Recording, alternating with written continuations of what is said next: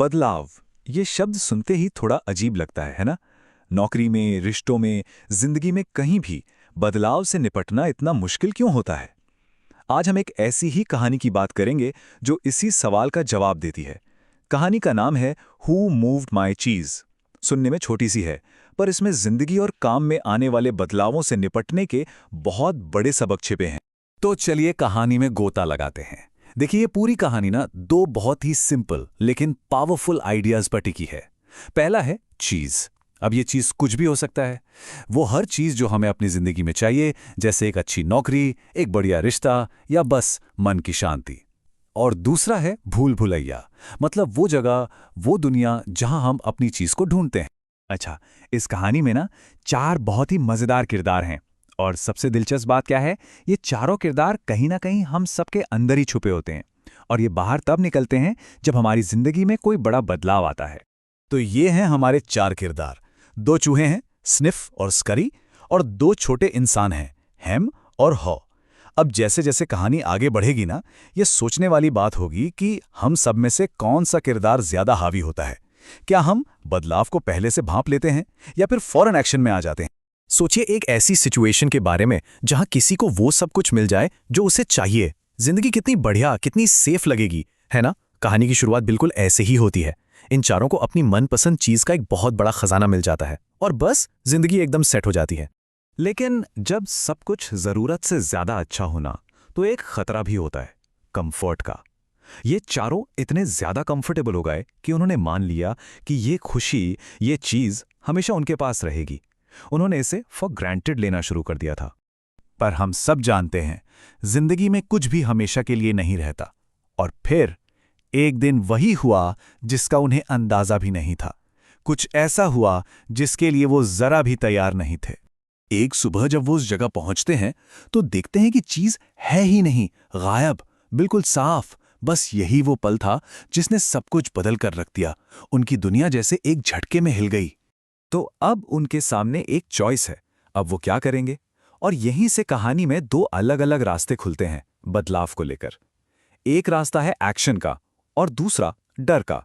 और दोनों का रिएक्शन जमीन आसमान का फर्क था। चूहे, स्निफ और स्करी ज्यादा सोचते नहीं है। उन्हें पहले से अंदाजा था कि चीज कम हो रही है, तो वो हैरान नहीं हुए।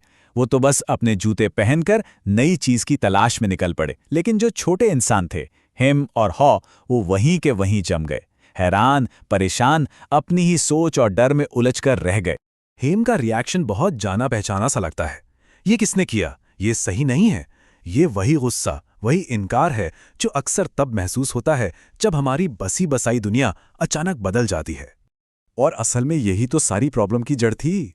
उनकी जो पुरानी चीज थी ना, वो उनके लिए एक लंगर बन गई थी जो उन्हें आगे बढ़ने ही नहीं दे रही थी। वो उससे इतना ज्यादा जुड़ चुके थे कि उसे छोड़ने के बारे में सोच भी नहीं सकते थे। तो एक तरफ तो हेम है जो बस अपनी पुरानी दुनिया में ही अटका हुआ है, लेकिन दूसरी तरफ है हॉ। उसे धीरे धीरे ये एहसास होने लगता है कि ऐसे बैठे रहने से कुछ नहीं होगा। उसे डर तो लग रहा है, पर वो फैसला करता है कि वो इस भूल भुलैया में आगे बढ़ेगा, अपनी नई चीज की तलाश में। और यहीं पर हॉ को एक बहुत बड़ी बात समझ में आती है। उसे एहसास होता है कि एक ही जगह पर बिना चीज के बैठे रहना और इंतजार करते रहना, ये भूल भुलैया के अनजान रास्तों पर जाने से कहीं ज्यादा बड़ा रिस्क है। ये एक सवाल, बस एक सवाल, उसकी पूरी सोच बदल देता है। वो खुद से पूछता है, अगर मुझे डर नहीं लग रहा होता तो मैं क्या करता? सवाल बहुत सिंपल है, लेकिन यही वो सवाल है जो उसे अपने डर के पार देखने की और पहला कदम उठाने की हिम्मत देता है। अब हॉ जैसे जैसे भूल भुलैया में आगे बढ़ता है ना, उसका एक तरीका बन जाता है। उसके सामने कोई मुश्किल आती है, वो उसका सामना करता है।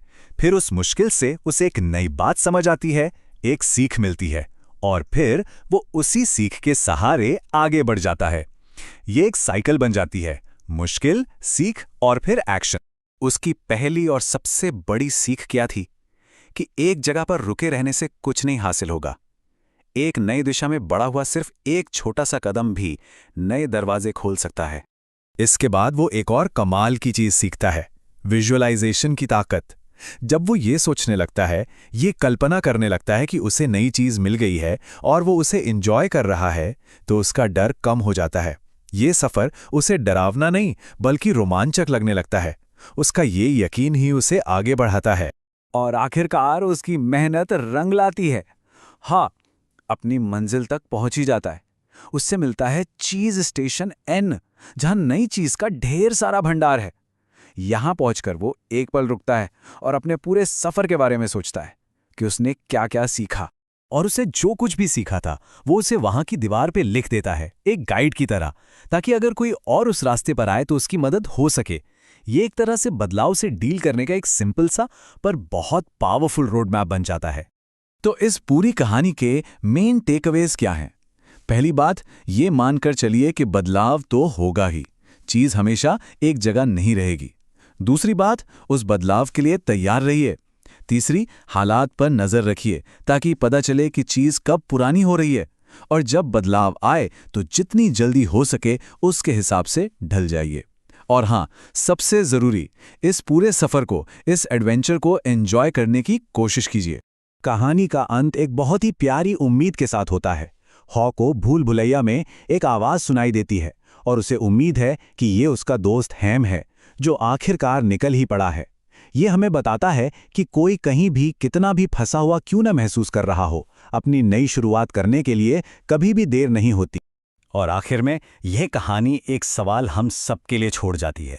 सोचने वाली बात है कि हमारी जिंदगी में वो पुरानी चीज क्या है जिसे हम सिर्फ डर की वजह से कस के पकड़े हुए हैं, और वो कौन सी नई चीज है जो शायद भूल भुलैया में हमारा इंतजार कर रही है।